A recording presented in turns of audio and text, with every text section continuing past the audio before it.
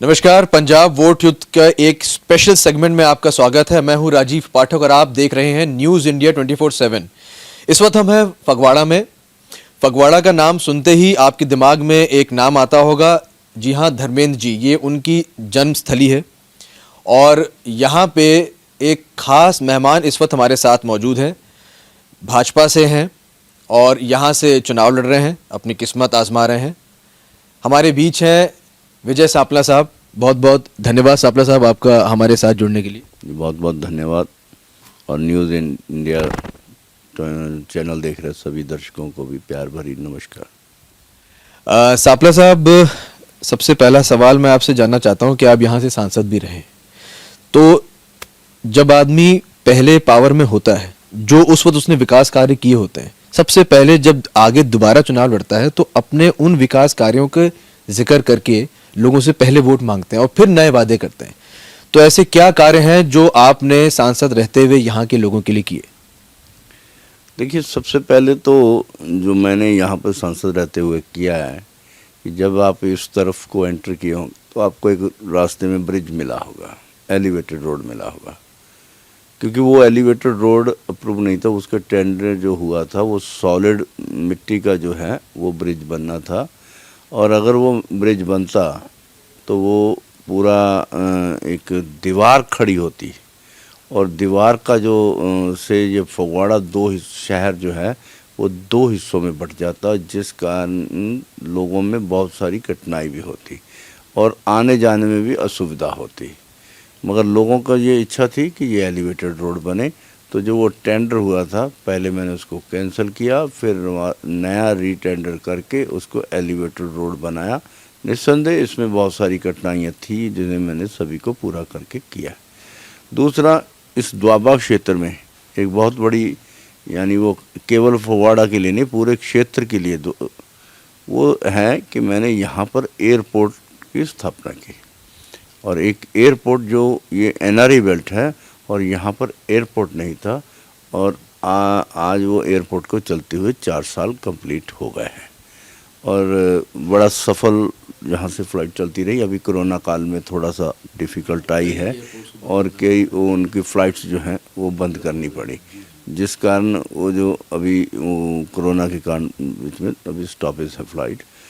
मगर उसके साथ साथ ही यहाँ पे फाउंड्रिंग एंड इंजीनियरिंग के लिए एक मैंने यहाँ पर जो है बेसिकली बनते हैं ये इंजन, पीटर इंजन जो पंप इंजन कहते हैं, उनकी क्वालिटी में निखार आए, उनका इंटरनेशनल स्टैंडर्ड पे वो कम्पीट कर पाए, तो उसके लिए यहाँ पे एक फाउंड्री एंड इंजीनियरिंग क्लस्टर का निर्माण किया, जिससे इस पीटर यानी वो इंजन पंप को बनाने में एक उसकी क्वालिटी में बहुत बड़ा सुधार होगा। वो क्लस्टर का निर्माण एक इंडस्ट्री के लिए किया है। यहाँ की इंडस्ट्री के लिए रेलवे का स्टेशन तो बहुत बड़ा है, मगर पार्सल ऑफिस नहीं था। और पार्सल ऑफिस के लिए या तो वो पार्सल के लिए वो या तो जलंधर जाते थे या लुधियाना, और इंडस्ट्री सिटी ये हब है। और यहाँ पर मैंने उसका टेक्निकली जो रास्ते में हर्डल थी सब दूर करके यहाँ पर परमानेंट जो है वो रेलवे जो है पार्सल ऑफिस में है। ये एनआरई बेल्ट भी है, तो लोगों को पासपोर्ट बनवाने के लिए बहुत दिक्कत थी, दूसरी जगह जाना था, बड़ी बड़ी लंबी लंबी लाइनें होती थी। तो मैंने यहाँ के लोगों की सुविधा के लिए फगवाड़ा शहर में ही पासपोर्ट ऑफिस बनवाया और लोगों को अब पासपोर्ट की फैसिलिटी यहीं फगवाड़ा से मिलती है और कोई बिना रश के बड़ी आसानी से पासपोर्ट बनता है। और भी बहुत सारी काम किए हैं मैंने, जिसमें यहाँ पे एक होशियारपुर से जो होशियारपुर के लिए रोड जाता है उसको 4 लेनिंग करना था, ट्रेनों के स्टॉपेज करवाए। मैं होशियारपुर से सांसद था, ये उसका पार्ट था। तो जो ट्रेन मैंने, क्योंकि वहाँ से भी दिल्ली के लिए भी ट्रेन नहीं थी, जैसे यहाँ पे एयरपोर्ट नहीं था, यहाँ से मेरे होशियारपुर से हेड ऑफिस से दिल्ली के लिए कोई ट्रेन नहीं थी, और मैंने वो ट्रेन भी शुरू की। और वो ट्रेन भी जब शुरू की थी, शुरू में उसका स्टॉपेज फगवाड़ा में नहीं था, तो फगवाड़ा के लोगों का भी था कि हमें क्या फ़ायदा, तो उनको उसका स्टॉपेज भी करवाया। तो बहुत सारे ऐसे काम मैं अगर गिनवाने लगूं तो बहुत सारे काम हैं। जो जो अभी तक आपने काम बताया उसे समझ में आ रहा है कि आपने कोशिश की कि हर वर्ग के आदमी के लिए आप कुछ ना कुछ करें, अनपढ़ के लिए, पढ़े लिखे के लिए, जो विदेश जाना चाहते हैं उनके लिए, जो ट्रैवल करते हैं, जो व्यापारी वर्ग हैं, हर पेशे से जुड़े हर वर्ग के आदमी के लिए आपने कुछ ना कुछ करने का प्रयास किया। जब आप सांसद थे तो आपके पास एक खास मंत्रालय भी था। उस मंत्रालय से आपने कैसे पंजाब और देश के लोगों की मदद करने की कोशिश की? देखिए, मेरे पास जो सोशल जस्टिस एम्पावरमेंट था उसमें 2-3 तरह के काम थे मेजर रूप से, क्योंकि मेजर जो मैं देखता था वो शेड्यूल कास्ट के लिए विंग को ही देखता था, उनके अफेयर्स जितने भी एससी अफेयर्स थे। और मगर जो मिनिस्ट्री के बाद काम करते हुए सोशल डिफेंस में, जैसे ओल्ड एज पे होम होते हैं, उनके लिए भी काम किया, ग्रांट्स जारी की। पोस्ट मैट्रिक स्कॉलरशिप का यहाँ मुद्दा बहुत छाया रहा, क्योंकि पंजाब सरकार ने बहुत सारी घोटालेबाजी उसमें की है। उसमें भी क्योंकि ये यूजीसी नहीं भेजते थे, मगर उससे भविष्य तो बच्चों का ख़राब होता था।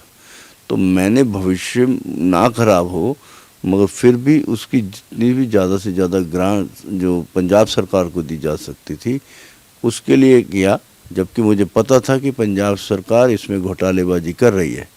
मगर क्योंकि बच्चों का बहुत बड़ा नुकसान हो रहा था, जब भी बात होती थी कि बच्चे नुकसान बच्चे, तो हमने स्पेशली कहा कि ये पैसा जो है बच्चों के खाते में जाए, इसकी व्यवस्था भी की ताकि घोटालेबाजी कम हो और बच्चों के खातों में पैसा भी जाए। मगर पंजाब सरकार को पैसा बार बार भेजने के बावजूद भी इन्होंने बच्चों के खातों में ट्रांसफ़र तो नहीं किया, मगर बहुत सारे बड़े बड़े घोटाले इन्होंने किए, जिसको हमने उजागर भी समय रहते हुए किया। और यहाँ पर मेरे पास एक डिसेबिलिटी भी था, और डिसेबिलिटी के लिए मैंने सारे अपनी कॉन्स्टिट्यूंसी में सभी जगह पे उनके लिए, क्योंकि दिव्यांग के लिए हम फैसिलिटेशंस, उनके लिए इक्विपमेंट देना, ऐसे सर्विस देते हैं, ट्राईसाइकिल देना, लैपटॉप देना, वो जो उनके दिव्यांग लोग जो इस्तेमाल करेंगे तो उन सबको देने के लिए इक्विपमेंट बनाते थे, हीयरिंग एड्स, बैसाखी, ये सब ऐसे बहुत बड़ी, तो बड़े बड़े कैंप लगा के वो भी मैंने यहाँ पे दिए। और एक हमारी योजना शुरू हुई थी कि प्रधानमंत्री आदर्श ग्राम योजना, उसमें हम गांव को जो है पहली 20 लाख देते थे, और अगर 20 लाख प्रदेश सरकार भी देती थी तो उसको हम 5 लाख उसी वक्त और देते थे, और फिर उसके बाद 5 साल जब वो कंप्लीट होता था 10 लाख करके ऐसे उसको कंटिन्यू जब तक वो कंप्लीट नहीं होता था देते थे। और इसमें मैंने जब पूरे होशियारपुर कॉन्स्टिट्यूंसी में ही लगभग 51 गाँव को लिया था, और उसमें फगवाड़ा के गाँवों को भी लिया गया था। और बाकी तो जो सांसद निधि होती है या उसके अलावा बहुत सारी योजनाएं हमारे पास स्पोर्ट्स के, ये वो सब हमने उसमें किया। जो जो मैं सांसद रहते हुए या मंत्रालय से रहते हुए कर सकता था, वो सभी योजनाओं को मैंने अपनी कॉन्स्टिट्यूंसी में लागू किया, और उसमें विशेष रूप से फगवाड़ा का भी को भी प्रॉपर जो उनका शेयर बनता होना चाहिए था वो मिला। एक खास सवाल मैं आपसे करना चाहूँगा, चूँकि SC/ST कमीशन आप ही के पास था, और पंजाब में इससे पहले कभी SC/ST वोट या किसी स्पेशल कास्ट के नाम पे वोट मांगना ये कभी देखा नहीं गया था। इस बार कांग्रेस जो सरकार है, जो अभी वर्तमान में सरकार है, वो जितनी भी रैली कर रहे हैं वो इस फैक्टर को उठाने की कोशिश कर रहे हैं। इस बारे में आपका क्या सोचना है? आप इसमें कितना अग्री करते हैं कि क्या ये फैक्टर एक्चुअली चुनावी मुद्दा है? क्या इससे कोई भी वोट इफेक्ट होते हैं? देखिए, निस्संदेह कि कुछ लोगों के लिए तो ये बहुत बड़ी बात होती है, मगर जहाँ तक मैं कहूँगा कि इसका लाभ होना नुकसान होना तो अलग बात है।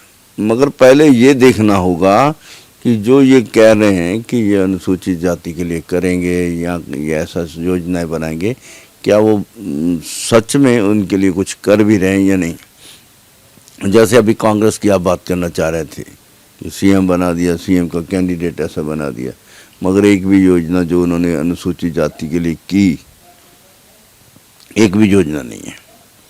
मगर घोषणाएं बहुत की, इम्प्लीमेंट कोई नहीं, नोटिफिकेशन कुछ नहीं हुआ। 4 महीने का जो वक्त था, आपको लगता है कि वो काम करने लायक भी मतलब इतना काफी था? क्योंकि आप खुद मंत्री रहे हैं तो आपको एक्सपीरियंस है कि कितना वक्त लगता है अगर कोई घोषणा करें और लोगों तक मदद पहुंचने में कितना वक्त लगता है। देखिए, मैं आज से लगभग 3-3.5 महीने वो रहे। जब वो रहे तब केंद्र सरकार ने पोस्ट मैट्रिक स्कॉलरशिप का पैसा भेजा है, मगर अभी तक कॉलेज को नहीं गया। अगर सीएम एक एससी है तो एससी का भविष्य के साथ खिलवाड़ करने का क्या मतलब? इसका मतलब केंद्र ने जो पैसा भेजा उसको तो सीधे अकाउंट में ट्रांसफर करना था, उसमें समय की आवश्यकता तो थी ही नहीं शायद। उसमें ये है कि 60-40 की रेशियो में अभी नई योजना है। 60% केंद्र का है, 40% उसमें प्रदेश ने डालना है। तो 60% केंद्र ने भेजा। 60% जो है वो केंद्र ने भेजा, जो आगे भेजना है वो स्टेट ने अभी तक नहीं भेजा। ये अनुसूचित जाति का मुख्यमंत्री होते हुए मुख्य अनुसूचित जाति के साथ बहुत बड़ा अन्याय है, और इसके दोषी जो है वो कांग्रेस पार्टी है, और उसका मुख्यमंत्री अनुसूचित जाति के नाम पर वोट मांगने वाला व्यक्ति है। तो जो मदद आपके पास पहले से, यानी कि राज्य सरकार के पास पहले से केंद्र से आई हुई है, उसे जरूरतमंद तक ट्रांसफर करने में क्या समस्या है? ये तो वही बता सकते हैं, कांग्रेस के लोग बता सकते हैं, क्योंकि उनकी मंशा घोटाले की थी। उन पैसों को किसी और हेड में यूज़ करने का क्योंकि चुनाव के दिन है तो उनको तो ऐड वैड करनी होती है सरकारों के पैसों से, ऐसे ही करते हैं, जनता के पैसे से। जनता के पैसे से करते हैं। तो वो जो पैसा दिखाने के लिए कि हम बहुत बढ़िया काम करते हैं, होर्डिंग लगाई, ये किया, वो सारा पैसा उसी में खर्च कर दिया, जबकि वो एससीज के लिए पैसा, स्पेशल कंपोनेंट का जो पैसा आता है, जो अभी नई उसका योजना बन गया कि special schemes for scheduled caste, उसमें एक भी स्कीम के तहत उसका पैसा खर्च प्रॉपर नहीं किया गया, एक भी पैसा नहीं खर्च किया। तीसरा, मैंने एससी कमीशन में रहते हुए एक अपने रिकमेंडेशन दी थी कि जो डिस्ट्रिक्ट हेड जुडिशरी में डिस्ट्रिक्ट लेवल पे जजेस हैं उनको भी रिजर्वेशन मिलनी चाहिए। और जब तक इन्होंने बहस वगैरह बहुत समय नष्ट किया और इन्होंने हाई कोर्ट नहीं करने देता ऐसा कहा, हमने हाई कोर्ट के भी माननीय जो रजिस्ट्रार हैं उनको भी बुलाया, और उन्होंने कहा कि हमारा इससे लेना देना नहीं, क्योंकि डिस्ट्रिक्ट कोर्ट जो है वो स्टेट एस्टेब्लिशमेंट का हिस्सा है, इसलिए जो रूल्स है वो स्टेट के लागू होंगे। और उसमें प्रावधान है, 2006 का एक्ट बना हुआ है, उसमें प्रावधान होने के बावजूद भी जब उन्होंने कहा कि बहाना इन्होंने हाई कोर्ट का कहा, मगर उसमें रिजर्वेशन नहीं दिया। मगर जब ये सब बातें क्लियर हो गई तो हमने ये कहा कि इसको क्लियर कर दो, तो उसने अपनी सीट पे रहते हुए एससीओं को मिलने वाली सुविधा, इसके ऊपर कोई अमल नहीं किया, अभी तक भी स्टिल पेंडिंग। ये बहुत बड़ा आरोप है आपकी तरफ से कि एक मुख्यमंत्री जो जिस जाति से आते हैं और जिस जाति के नाम पे पंजाब भर में वोट मांग रहे हैं, केंद्र से आई हुई मदद, आपके द्वारा दिए हुए प्रपोजल्स को उन्होंने लागू नहीं होने दिया। इसके अलावा और भी है, ये तो attorney general, district attorney general में फंसे रहे, और ये एक मुख्यमंत्री तो बन गया अनुसूचित जाति का, मगर बना दिया कठपुतली। वो डीजीपी लगाना है तो कौन आदेश देता है? कोई और दे रहा है। यानी मुख्यमंत्री के पास ये जो प्रेरोगेटिव है मुख्यमंत्री का होता है कि चीफ सेक्रेटरी कौन होगा, डीजीपी कौन होगा, एसएसपी, प्रेरोगेटिव उसका है, मगर उसको लागू कौन करा रहा था? कोई दूसरे जानी करने। तो वो नाम का एससी चीफ मिनिस्टर था, कहाँ काम कर रहा था। और दूसरा जो है कि ये जो यहाँ उन्होंने अपने अटॉर्नी जनरल बनाने थे, कहाँ बना पाए? क्योंकि वो कठपुतली के रूप में काम कर रहे थे। और जो अटॉर्नी जनरल तो अभी बना, पूरी टीम बनी नहीं, कि डबल एजी होते हैं, डीएजी होते हैं, डिप्टी अटॉर्नी जनरल और असिस्टेंट अटॉर्नी जनरल होते हैं। इसमें एक भी व्यक्ति का रिकमेंडेशन उन्होंने एससी की नहीं की थी कांग्रेस में। और इन्होंने भी आके कोई ऐसा काम किया हो कि इतने वकीलों को, एससी के लोगों को हमने बनाया, इन्होंने बनाया ही नहीं, क्योंकि उनकी आला कमान ने उनके